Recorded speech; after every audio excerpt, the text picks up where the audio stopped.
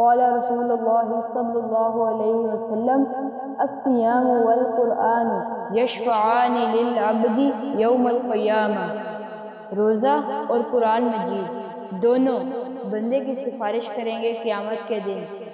روزہ کہے گا یا اللہ، میں نے روزے دار کو کھانے پینے اور خواہشات سے روک دیا تھا، تو اس کے بارے میں میری سفارش قبول فرما۔ اور قرآن کہے گا یا اللہ، میں نے اس کو رات کو نیند سے روک دیا تھا، یہ رات کو تیرا کلام پڑھتا تھا اور تراویح سنتا تھا، تو اس کو بخش دے۔ قال یشفعان، آپ صلی اللہ علیہ وسلم نے فرمایا کہ ان کی سفارش منظور ہوگی اور ان کو جنت نصیب ہوگی۔ قرآن مجید کا ہر حرف قرآن مجید کی عظمت کو بتاتا ہے۔ قرآن کا کاف بتاتا ہے میں قرب خدا بندی کا ذریعہ ہوں۔ قرآن کا را بتاتا ہے میں رحمت خدا بندی کا ذریعہ ہوں۔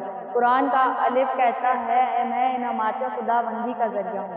قرآن کا نون کہتا ہے میں انعامات خدا بندی کا ذریعہ ہوں۔ قرآن کا نون کہتا ہے میں نورانیت خدا بندی کا ذریعہ ہوں۔ جو چاہتا ہے قرب چاہتا ہے، اللہ تعالیٰ کا قرب چاہتا ہے اور اللہ تعالیٰ کے انعامات چاہتا ہے، اللہ تعالیٰ سے نورانیت چاہتا ہے، وہ قرآن مجید کے قریب ہو جائے، اللہ تعالیٰ اسے تمام چیزیں عطا فرمائے۔ بخاری شریف میں حدیث ہے کہ آپ صلی اللہ علیہ وسلم نے فرمایا ان فی الجنت بابا یقال له الریان، جنت کا ایک دروازہ ہے جس کا نام ریان ہے، یدخل منہ الصائمون یوم القیامۃ، قیامت کے دن اس میں سے صرف روزے دار لوگ گزریں گے، لا یدخل منہ احد غیرہم، ان کے سوا کوئی بندہ اس دروازے سے نہیں گزر سکتا۔